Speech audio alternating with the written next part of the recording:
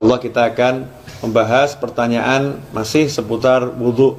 Ini ada pertanyaan dari teman-teman tentang bagaimana hukumnya wudhu di kamar mandi atau wudhu di toilet.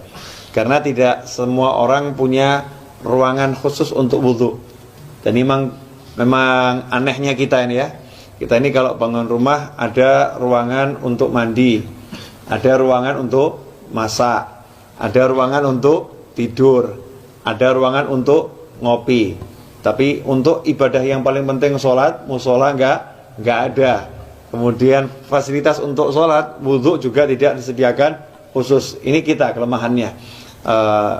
Menyikapi hal itu, maka timbul pertanyaan, kalau wudhunya tidak di ruangan khusus, ya tidak di ruangan khusus untuk wudhu atau enggak punya padasan. Kalau orang Jawa dulu punya padasan yang gentong yang ada lubangnya di bawah, taruh di halaman untuk minum atau untuk wudhu. Kalau nggak punya seperti itu, adanya kamar mandi, adanya toilet, atau ketika di mall atau di pasar, wudhunya tidak di tempat khusus wudhu, tidak di luar ruangan, tapi di dalam toilet, di dalam kamar mandi, atau di dalam WC kalau bahasa umumnya ya. Kira-kira seperti apa? Sah tidak wudhunya? Kalau ditanya wudhunya sah atau tidak, maka wudhunya sah kalau memang syarat-syarat sahnya wudhu dipenuhi, kemudian hal-hal yang membatalkan wudhu tidak dilakukan, wudhunya sah-sah saja. Tetapi timbul masalah, orang wudhu itu ada sunnah-sunnah dan ada adab. Di antara sunnah-sunnahnya adalah membaca Bismillahirrahmanirrahim di awal wudhu seperti yang sudah dijelaskan. Kemudian nanti ada doa setelah wudhu. Dan ada adab-adab yang diajarkan oleh para ulama. Ada ulama-ulama yang menyusun doa-doa ketika basuh wajah, doa ketika berkumur, doa ketika membasuh tangan, doa ketika membasuh kaki, seperti yang dijelaskan oleh Imam Ghazali dalam kitabnya Bidayatul Hidayah. Jadi memang doa-doa itu tidak diajarkan Rasulullah SAW, tapi orang diajarkan untuk berdoa kapanpun ya. Apalagi kalau doa ini dari para ulama. Lantas bagaimana kita mau membaca doa di dalam kamar mandi? Atau kita mau membaca Bismillahirrahmanirrahim sedangkan di dalam kamar mandi? Sementara kita ketahui Nabi kita Muhammad SAW mengajarkan agar kita tidak membaca lafzul jalalah, asma Allah, atau ayat-ayat Al-Quran, atau doa-doa di dalam toilet, di dalam kamar mandi. Emang apakah ada sumber hadisnya? Ada. Kita semua tahu baginda Muhammad SAW itu punya cincin. Ya, punya cincin. Khatiman min fiddah, dari perak. Ya, Rasulullah punya cincin dari perak, yang cincin itu fungsinya sekaligus sebagai stempel. Ya, fungsinya sebagai stempel. Dulu Rasulullah SAW tidak punya cincin, tidak punya stempel.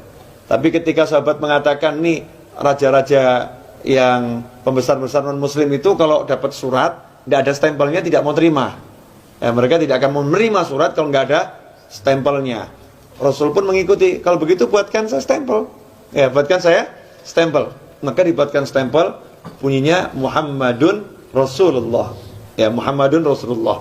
Jadi Allahnya paling atas, berupa cincin dari perak. Ketika Rasulullah wafat SAW, setelah wafatnya Rasulullah, cincin itu dipakai oleh Sayyidina Abu Bakar As-Siddiq radhiyallahu anhu. Setelah wafatnya Sayyidina Abu Bakar dipakai oleh Sayyidina Umar ibn Khattab. Kemudian dipakai oleh Sayyidina Utsman bin Affan radhiyallahu anhu. Nah, ketika dipakai Sayyidina Utsman, cincin itu jatuh ke Bir Aris, ya, sumur Aris, ya, kemudian tidak ditemukan lagi. Nah, apa dasarnya ketika Rasulullah masuk ke khala, ke tempat buang hajat, Rasulullah selalu melepas cincinnya. Jadi ketika masuk ke tempat buang hajat, Rasulullah SAW selalu melepas cincinnya, karena di cincinnya itu ada tulisan Muhammadun Rasulullah. Kalau membawa tulisan aja tidak dianjurkan, apalagi mengucapkannya. Ya, membawanya aja tidak dianjurkan, apalagi mengucapkannya. Berdasarkan hadis tersebut yang diriwayatkan oleh Imam Al-Hakim, ya, dalam kitabnya Al-Mustadrak Al-Sahihain.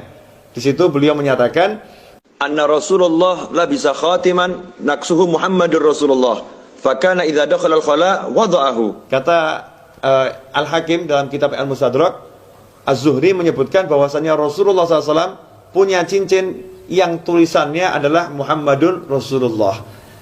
Idza dakhala al-khala wada'ahu. Kalau masuk ke khala, ke toilet, Rasulullah SAW selalu melepaskan cincinnya tersebut.